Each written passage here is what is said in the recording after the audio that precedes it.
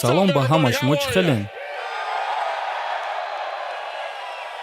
биёен ки якум савол дора.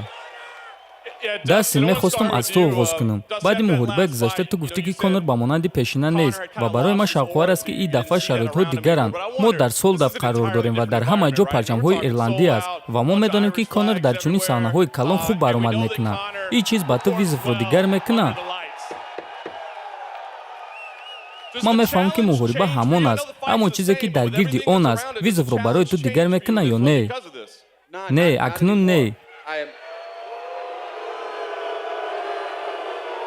ман дигар ин фишорро ҳис намекунам. Албатта ки дар он ҷо ҷангори хеле хатарнок нишастааст. Не ки ин одаме ҳаст ки шумо аз пушти ӯ ҳастен ва ӯро дастгирӣ мекунем. Не ки ман шахсеро мебинам ки ман ӯро аллакай задагиам ва боз зада метонам. ва Дастин, баъди дуюм муҳориба ту вақте ки дар қафас будӣ, оиди сеюм муҳориба гап задӣ. Ту гуфтӣ ки бояд сеюм муҳориба шава. Аён аст ки ин муҳорибаи пулӣ хеле калон аст, аммо ин лаҳза, вақте ки ту ҳоло ҳам дар қафасӣ, ту чӣ гуна фикрҳо доштӣ? Барои ту ин муҳорибаи пулӣ калон буд ё ин ки сабаб дигар чиз аст? ман медонистам ки ин қадами навбатист. Вақте ки ман баъди муҳориба ба меҳмонхона баргаштам, ман медонистам ки маҳз ана ҳамин кор мешавад. Барои ҳамин ман барои ин муҳориба тайёр шуданро дарҳол баъди муҳорибаи гузашта оғоз кардам. саволи охирони ман, Дастин, аён аст ки ин дафъа ҳама чиз дигар гуна аст. Дафъаи гузашта шумо якдигарро эҳтиром мекардем, хушмуомила будем.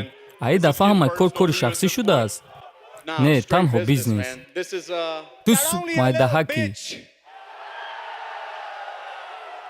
Ту суд майдаҳаки. Зани ту дар оила мард аст.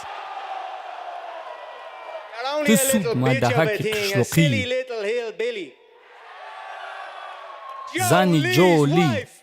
Зани ҷолӣ. Зани ҷолӣ. Зани ҷолӣ. Ту суд. пеш ту хеле хубтар будӣ. Тирешту ки ту хубтар буд. Ин дафъа бемаъне аст. Конор, аён аст ки Конори дар Абудаби бударо мо интизор шуда наметонем. Ва Дастин гуфт ки дар якум муҳориба ту ба сари ӯ ҷо шудӣ. Ҳозир вақте ки ту дар ин ҷо нишастаи, ту ҳис мекунӣ ки боз ба сари ӯ ҷо шудӣ. ман ба болои сари ӯ мегузарам. Дар сари ӯ суроғӣ мекунам, сари ӯро аз кифтонаш ҷудо мекунам. Ана чӣ гуна аст ҳадафи ман. ин анҷоми ӯ аст, ӯ тамом кардагиад. ин анҷоми роҳи ӯст. ҳатто баъди муҳорибаи гузашта ӯ гуфта буд: о, тамом, ман ин чиза дӯст намедорам. ӯ медонист ки ман ба сари ӯ меом. ӯ медонист ки зарбаҳои ман чӣ гуна буданд. барои ҳамин рӯзи якшанбе ӯ дар қафас ба монанди саг аз ман мегрезад ва баъд ман ӯро ба хоб равон мекунам. савол барои Конор: ин аввалин маротиба аст ки ту Дастинро баъди муҳорибаи гузаштаатон мебинӣ. барои ту якум вохӯрии рӯбарӯ чӣ гуна аст баъди муноқишаи шумо дар саҳифаҳои иҷтимоӣ? рости гап ӯ бад менамояд ва зинпартои ӯро суст карда истодааст ва ман дар чашмони ӯ дида истодам ки чӣ гуна ӯ фишорро ҳис мекунад. камхобӣ, ман ҳамаи ин чизҳоро дида истодам. ӯро рӯзи якшанбе вазнин интизор аст. мо ҳардуямон ин чизро медонем ва ман ин корро бо ҳаловат ба анҷом мерасонам. Дастин, ҳамин савол ба ту. Ҳозир вақте ки ту Конор дидӣ, баъди муноқишаатон дар саҳифаҳои иҷтимоӣ, ту ягон ҳиссиёт дорӣ ё ин ки ин барои ту мисли ҳарвақта бизнес аст? Не, танҳо бизнес. ман шахсеро мебинам ки ӯ бояд девона шавад. ман мурдаро мебинам. савол ба ҳар дуятон. агар ки шумо дар ин муҳориба ғолиб шавем, пас кай боз ба қафас баргаштан мехоҳем ва шумо барои унвон то охири соли 2021 зидди Оливера ҷангидан мехостем? бале, мо майдони ситораи маргро пур мекунем.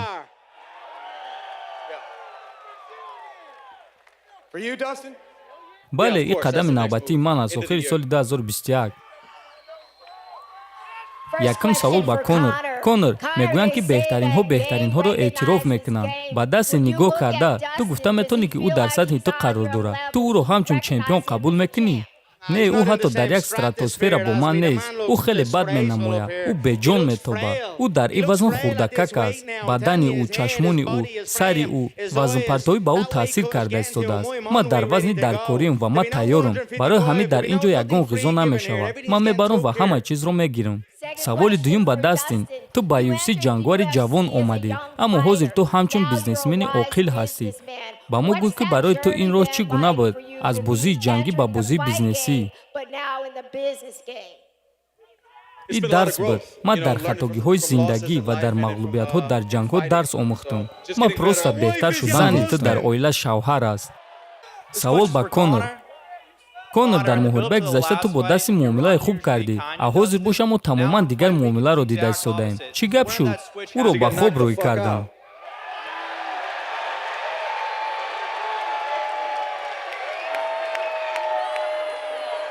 ин макгрегори зуд нест, балки макгрегори лағжонак аст. савол ба конор. конор, фарқ надорад ғалаба ё мағлубият, ба мо гӯй ки ту дастин париро эҳтиром мекунӣ. ӯ барои ман тамоман шавқувар нест, рости гап. ӯ Бастер Дуглас аст, ӯ Ҷеймс Дуглас аст. ана ӯ кист? ман аз ана ҳамин гуна ӯро ба ёд меорам. ин ғалабаи тасодуфӣ буд ва рӯзи якшанбе ман ин корро ислоҳ мекунам. дастин, ҳамин савол ба ту.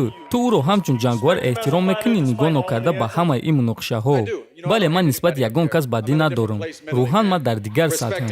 эҳтиром ба ӯ барои ҳамаи корҳои кардааш. конор, ту танҳо дар як ҷанг ғолиб шудӣ, аз давре ки Барак Обама президент буд. даҳонта маҳкам кун, вагарна ман меом бинии туро мешиканам. ҳозир пешит меом ва бинита мешиканам. ту муши майдаҳак, муши майдаҳак. ягон кас нест ки ӯро занад. туро 6 моҳ пеш ба ҷой равон карданд ки дар он ҷо вақт вуҷуд надорад.